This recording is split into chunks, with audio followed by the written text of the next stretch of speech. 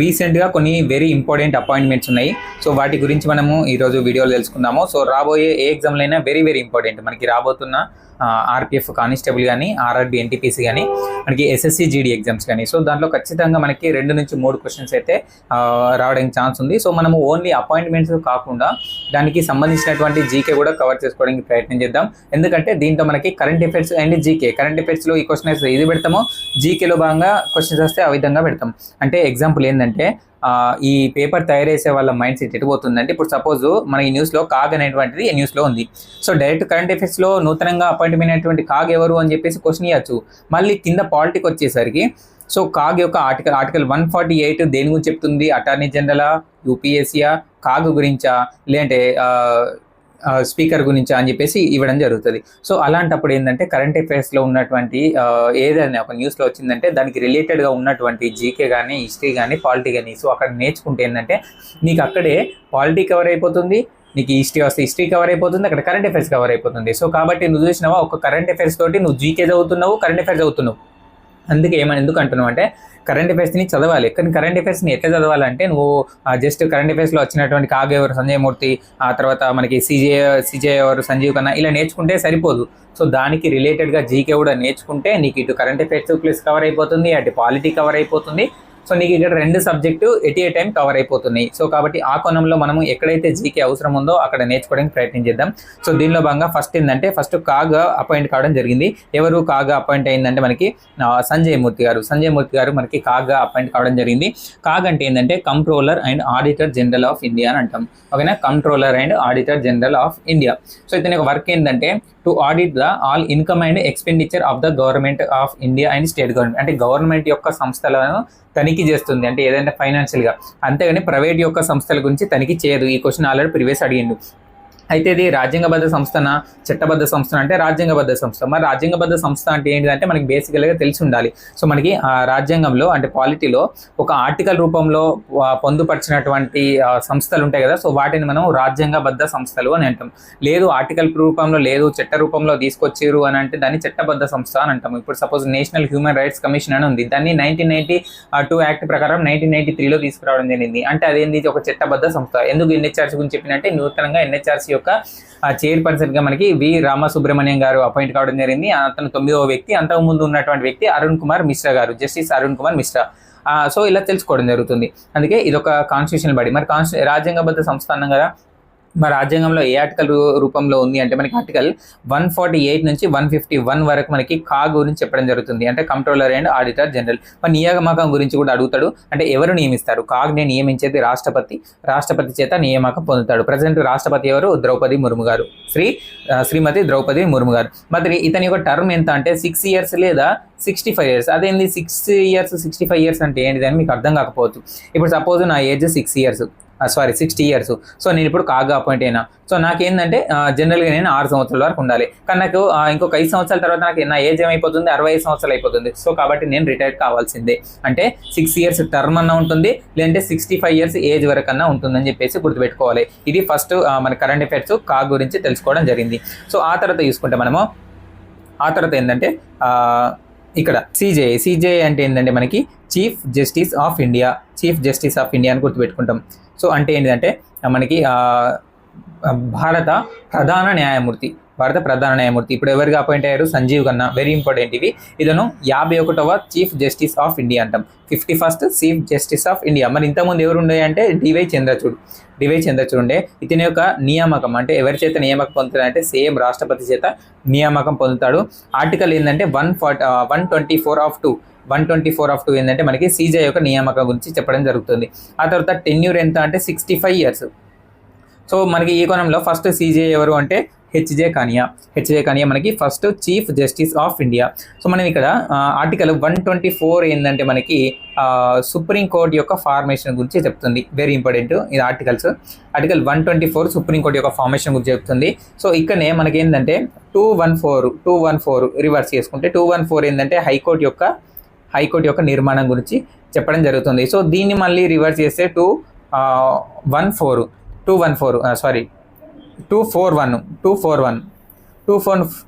దేని గురించి చెప్తుందంటే యూటీస్ అంటే కేంద్రపాలిత ప్రాంతంలో హైకోర్టు యొక్క నిర్మాణం గురించి చెప్తుంది. అర్థమైందా ఇక్కడ?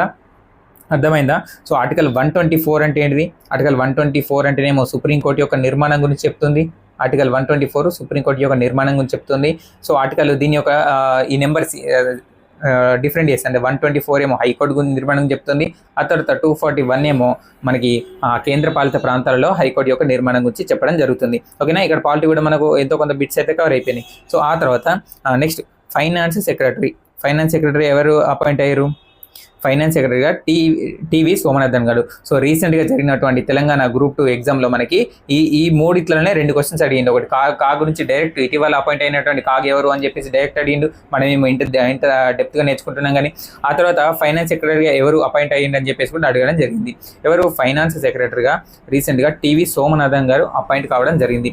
ఇతను అడ్మినిస్ట్రేటివ్ హెడ్గా ఉంటాడు. అంతేకాకుండా principal adviser of ministry of finance గారికి ఓకేనా అడ్వైజర్గా ఉండడం జరుగుతుంది. ఇతని యొక్క టర్మ్ వచ్చేసి 2 ఇయర్స్. సో నెక్స్ట్ చూసుకుంటే నెక్స్ట్ అపాయింట్మెంట్లో మనకి సో ఐసీసీ అంటే ఏంటంటే మనకి ఇంటర్నేషనల్ క్రికెట్ కౌన్సిల్. సో దీనికి మనకి రీసెంట్గా అపాయింట్ అయింది అధ్యక్షుడిగా జైషా గారు అపాయింట్ కావడం జరిగింది. సో ఐసీసీ యొక్క ఫార్మేషన్ ఎప్పుడంటే 1909. దీని యొక్క హెడ్ క్వార్టర్ ఎక్కడ ఉంది అంటే దుబాయ్లో ఉంది. సో కొన్ని మనకి ఇలాంటి కొన్ని సంస్థలు కానీ చైర్మన్గా ఎవరు, వాటి యొక్క హెడ్ క్వార్టర్ ఎక్కడ అని చెప్పేసి మనకి సెంట్రల్ గవర్నమెంట్ ఎగ్జామ్లో చాలా అడుగుతారు. ఇలాంటి స్టేట్ గవర్నమెంట్ ఎగ్జామ్ వాళ్ళకి ఏంటంటే మనకి కరెంట్ అఫైర్స్ అంటే కొద్దిగా టైం పడుతుంది కాబట్టి కరెంట్ అఫైర్స్కు సంబంధించినటువంటి జీకే రిలేటెడ్ కరెంట్ అఫైర్స్ చదువుకోవడం చాలా ఉత్తమము. ఓకేనా? సో ఎవరైతే ఇప్పుడు ఈ ఎగ్జామ్స్ ఉన్నాయో, సెంట్రల్ ఎగ్జామ్స్ ఉన్నాయో, వాళ్ళు మాత్రం ఖచ్చితంగా ఈ అపాయింట్మెంట్స్ అన్ని నేర్చుకోవాల్సిందే. ఆ తర్వాత Indian air force very important. ఇది రీసెంట్గా మనకి ఆర్పిఎఫ్ సబ్ ఇన్స్పెక్టర్లు అడగడం జరిగింది. ఇండియన్ ఎయిర్ ఫోర్స్కి మనకి అమర్ప్రీత్ సింగ్ గారు. ఈ కోణంలో ఆర్మీకి ఎవరు అంటే ఉపేంద్ర ద్వివేది గారు ఆర్మీ యొక్క చీఫ్. నావీ యొక్క చీఫ్ దినేష్ కుమార్ త్రిపాఠి. ఈ క్వశ్చన్ కూడా అడగడం జరిగింది. ఎస్ఎస్బి సశస్త్ర సీమాబల్ యొక్క డీజీ ఎవరు అంటే అమృత్ మోహన్. ఎస్ఎస్బి అంటే ఏంటంటే మనకి సిఏపిఎఫ్ సెంట్రల్ ఆర్మ్డ్ పోలీస్ ఫోర్స్లలో CISF, BSF, ITBP, CRPF, SSB ఇవి ఉంటాయి. సో దాంట్లో భాగంగా ఒక వింగ్ ఏంటంటే ఎస్ఎస్బి యొక్క డైరెక్టర్ జనరల్ అమృత్ మోహన్ గారు ఉన్నారు. సో మీకు తెలిస్తే కమెంట్ చేయండి. బిఎస్ఎఫ్ యొక్క చీఫ్ డీజీగా ఎవరున్నారు? సిఐఎస్ఎఫ్ యొక్క డీజీగా ఎవరున్నారు? ఐటీబీపీ ఒక డీజీగా ఎవరున్నారు? సిఆర్పిఎఫ్. ఖచ్చితంగా క్వశ్చన్ అడుగుతుంది. సెంట్రల్లో అయితే ఖచ్చితంగా ఎవరు డీజీ అని అడుగుతాడు. స్టేట్లో అయితే ఇటు 4 ఇచ్చి అటు 4 పేర్లు అయితే 100% ఇంపార్టెంట్ ఏరియా ఇది. సో మీకు తెలిస్తే కమెంట్ చేయండి. తెలియకపోతే తెలుసుకొని అంటే ఒకసారి సెర్చ్ చేసి కింద కమెంట్ పెట్టండి. మీరు లైఫ్లో మర్చిపోలేరు. ఒకసారి గూగుల్లోకి వెళ్ళి బిఎస్ఎఫ్ డీజీ ఎవరు, సిఐఎస్ఎఫ్ డీజీ ఎవరు, ఐటీబీపీ డీజీ ఎవరు, సిఆర్పిఎఫ్ డీజీ ఎవరు అని మీరు ఒకసారి సెర్చ్ చేసి కింద కమెంట్ చేసిరనుకో మీరు మర్చిపోలేరు. అది మీరు నేర్చుకొని ఎప్పుడైనా ఏ ఛానల్ అయినా ఏదైనా ఒక యూట్యూబ్లో క్లాసెస్ పెడితే వాళ్ళు ఏమైనా క్వశ్చన్స్ అడిగినా కానీ, లేదు అంటే నీకు డౌట్ వచ్చినా కానీ ఒకసారి గూగుల్లోకి వెళ్ళి ఒకసారి సెర్చ్ చేయి. ఓకేనా? సో కమెంట్ అయితే చేయండి. ఆ తర్వాత ఏంటంటే మనం ఏడాకి వచ్చినాం, ఒక్క నిమిషం, ఈ స్లైడ్ కాదు ఇదే కదా. సో ఆ తర్వాత ఏంటంటే మనకి ఎన్సీఆర్బీ అంటే ఏంటంటే నేషనల్ క్రైమ్ రికార్డ్స్ బ్యూరో. దీనికి అలోక్ రంజన్ గారు అపాయింట్ కావడం జరిగింది. నేషనల్ క్రైమ్ రికార్డ్స్ బ్యూరో యొక్క హెడ్ క్వార్టర్ మనకి న్యూఢిల్లీలో ఉంది. ఇది ఫార్మేషన్ మనకి 1986లో ఫార్మేషన్ అవ్వడం జరిగింది. ఇది ఏ మినిస్ట్రీ కింద ఉంటుందంటే మినిస్ట్రీ ఆఫ్ హోమ్ అఫైర్స్ కింద మనకి నేషనల్ క్రైమ్ రికార్డ్స్ బ్యూరో ఉండడం జరిగింది. ఆ తర్వాత ఎన్సీబీ వెరీ ఇంపార్టెంట్. ఎన్సీబీ అంటే ఏంటంటే నార్కోటిక్స్ కంట్రోల్ బ్యూరో. మనకి దీనికి కొత్తగా మనకి అనురాగ్ గారు నియామకం పొందడం జరిగింది. దీని యొక్క ఫౌండేషన్ డే ఎప్పుడంటే 1986. ఇది కూడా 1986. దీని యొక్క హెడ్ క్వార్టర్ మనకి న్యూఢిల్లీలో ఉంది. ఆ తర్వాత రైల్వే బోర్డు యొక్క చైర్మన్గా మనకి సతీష్ కుమార్ గారు అపాయింట్ కావడం జరిగింది. ఓకేనా? సతీష్ కుమార్ గారు అపాయింట్ కావడం జరిగింది. ఆ తర్వాత ఎన్ఫోర్స్మెంట్ డైరెక్టరేట్ మనకి 2020 ఇయర్లోనే జూన్ జూలై టైంలో చాలా న్యూస్లో నిలిచింది. ఈడీ యొక్క సోదాలు అని చెప్పేసి. సో ఆ కోణంలో అప్పుడు చాలా ఫోకస్ చేసినాం కూడా. ఈడీ అంటే ఎన్ఫోర్స్మెంట్ డైరెక్టరేట్. సో దీనికి రాహుల్ నవీన్ గారు అయితే ఉన్నారు. ఇది ఏంటంటే మనకి ఎస్టాబ్లిష్ 1956లో మనకైతే ఎస్టాబ్లిష్ కావడం జరిగింది. ఆ తర్వాత ఇది under department of revenue ministry of finance అని గుర్తుపెట్టుకొని హెడ్ క్వార్టర్ వచ్చేసి మనకి న్యూఢిల్లీలో ఉండడం జరిగింది. ఆ తర్వాత వెరీ ఇంపార్టెంట్ ఎన్హెచ్జీ యొక్క మనకి డీజీగా ఎవరు ఉన్నారంటే బి శ్రీనివాసన్.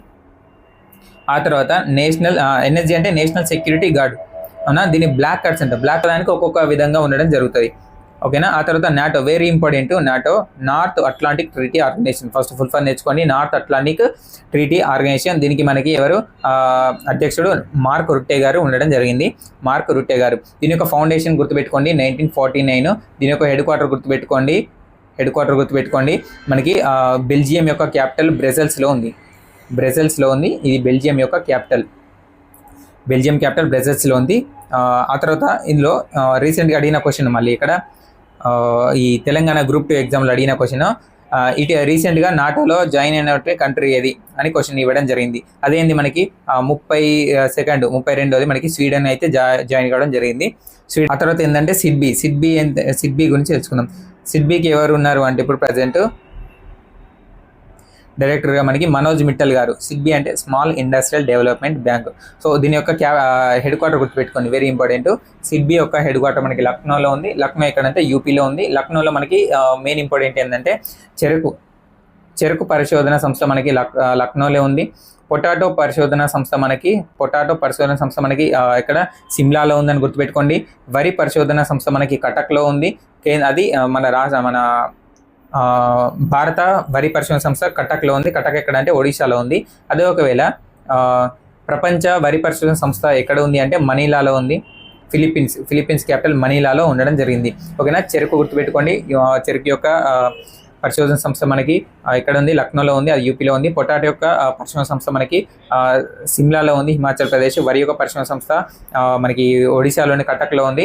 అంతేకాకుండా మనకి పత్తి పరిశోధన సంస్థ మనకి మహారాష్ట్రలోని నాగ్పూర్లో ఉంది. ఇవి గుర్తుపెట్టుకోవడానికి ప్రయత్నం చేయండి. ఆ తర్వాత FATF గురించి గుర్తుపెట్టుకోండి. FATF అంటే ఫైనాన్షియల్ యాక్షన్ టాస్క్ ఫోర్స్. ఇది ఫౌండేషన్ మనకి 1989లో ఉంది. దీని యొక్క హెడ్ క్వార్టర్ మాత్రం మెయిన్గా ఫోకస్ చేయండి. హెడ్ క్వార్టర్ మనకి ప్యారిస్లో ఉంది. ఏది ఫైనాన్షియల్ యాక్షన్ టాస్క్ ఫోర్స్. దీని యొక్క హెడ్ క్వార్టర్ మనకి ప్యారిస్లో ఉంది. ప్యారిస్ ఎక్కడ ఉందంటే ఫ్రాన్స్లో ఉంది. దీని యొక్క వర్క్ ఏంటంటే యాంటీ మనీ లాండరింగ్ అన్నమాట. అంటే మనీ లాండరింగ్కి వ్యతిరేకంగా పనిచేయడం జరుగుతుంది. అంతేకాకుండా యాంటీ టెర్రరిజం ఫైనాన్స్ ఏజెన్సీగా కూడా పనిచేయడం జరుగుతుంది. దీని యొక్క మనకి ఎవరున్నారు ఇప్పుడు అధ్యక్షుడిగా? దీనికి అధ్యక్షుడిగా మనకి ఎవరున్నారంటే ఎలీసా జీ అండా మడ్రాజో గారు ఉండడం జరిగింది. ఆ తర్వాత ఏంటంటే యూపీఎస్సీ కూడా మనకి నూతనంగా కొత్తగా చైర్మన్ అపాయింట్ కావడం జరిగింది. అతను ఎవరు అంటే మనకి అమ్మాయి ప్రీతి సూడాన్ గారు అపాయింట్ కావడం జరిగింది. యూపీఎస్సీ అనేటువంటిది ఒక చట్టబద్ధ సంస్థ, రాజ్యాంగబద్ధ సంస్థ. అంటే రాజ్యాంగబద్ధ సంస్థ అంటే మనకి ఆర్టికల్ రూపంలో ఉండాలని గుర్తుపెట్టుకున్నాం. కాబట్టి దీని యొక్క అంటే యూపీఎస్సీ యొక్క ఆర్టికల్ ఎంత అంటే ఆర్టికల్ 323 వరకు ఉంటుంది. 315 నుంచి 323 వరకు అయితే మనకి యూపీఎస్సీ గురించి చెప్పడం జరుగుతుంది. ఓకేనా. So important. దీని యొక్క అంటే అపాయింట్మెంట్ ఎవరు చేస్తారంటే రాష్ట్రపతి చేస్తారు. టెన్యూర్ ఎంత అంటే మనకి 6 years లేదా 65 years అని గుర్తుపెట్టుకోండి. ఇది అయితే కొన్ని అపాయింట్మెంట్స్ విత్ జీకే అన్నమాట. ఇలా నేర్చుకుంటే ఏంటంటే మనకి ఎగ్జామ్లో ఎలాంటి క్వశ్చన్స్ ఇచ్చినా కానీ జీకే పరంగా ఇస్తే జీకే కవర్ చేసుకోవచ్చు, కరెంట్ అఫైర్స్ పరంగా ఇస్తే కరెంట్ అఫైర్స్ కూడా కవర్ చేసుకోవచ్చు అని చెప్పేసి ఈ కోణంలో మనమైతే చెప్పడం జరిగింది. ఇది పార్ట్ 1. ఇంకా కొన్ని అపాయింట్మెంట్స్ విత్ జీకేను అంటే హిస్టరీ పరంగా, జాగ్రఫీ పరంగా, పాలిటీ పరంగా మూడింటిని కంబైన్ చేసి చెప్పడం జరుగుతుంది. మనకి ఇప్పుడు ఎగ్జామ్స్ ఉన్నాయి కాబట్టి వాటి మీద ఫోకస్ చేసి రెగ్యులర్గా మనము కంపల్సరీగా వీడియో చేసుకుందాము. అయితే షార్ట్ వీడియోస్నైనా లేదంటే లాంగ్ వీడియోస్నైనా. ఓకేనా. సో ఇది అయితే ఈరోజు వీడియో. Thank you. ఇంకా సబ్స్క్రైబ్ చేసుకోండి, మీ ఫ్రెండ్స్కి కూడా షేర్ చేయండి. మీరు చేసే ప్రతి ఒక్క లైక్ నేనైతే మరికొన్ని వీడియోస్ చేయడానికి అయితే ప్రోత్సహిస్తుంది. So thank you for watching. Have a nice day.